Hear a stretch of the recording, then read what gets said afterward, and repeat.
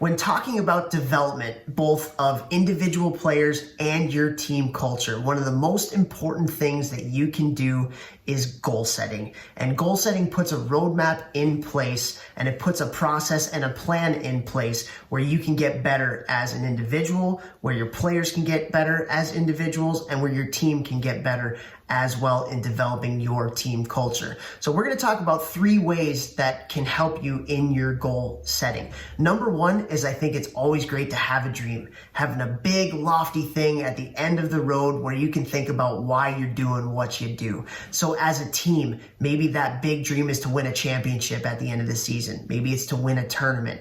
Maybe it's you have a goal of having the most fun of any team in the country. So again, having that big dream at the end of the road for a player, maybe it's playing in the NHL, maybe it's getting a scholarship, maybe it's just being the best player that you can be at the end of the season. Having a big lofty dream, I think that's good for the soul, and it can put some more intensity and put some more intention into what you're doing.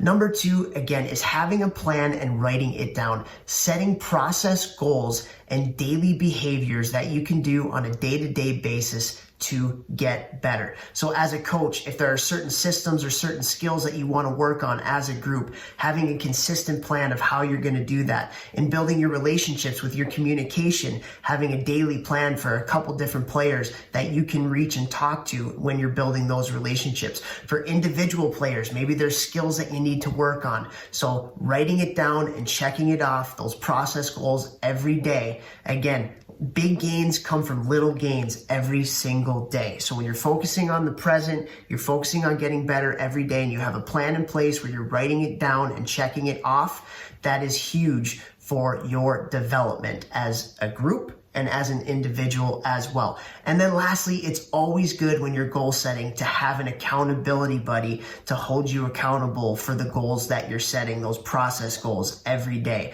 Maybe it's a buddy that you text. Maybe it's a teammate at the rink. You create that little competition. Maybe there's a player that you're working with that has a certain skill that they're working on that is the same that you're working on as well. So maybe you go together to shoot 50 pucks or 100 pucks before practice. If you want to work on your foot speed, maybe you're going together and doing jump rope or doing ladder drills. So having an accountability buddy, a little bit of positive peer pressure, that is always good in reaching and attaining and doing the goals that you set to make you a better hockey player. And as a coach, using each other, hey, I need to make sure that I'm connecting with 2 different players today. And after practice, hey, did you connect with those 2 players? Are you sure that you have a practice plan in place, ready to go at the beginning of the practice? So having that accountability buddy, huge. So have a dream.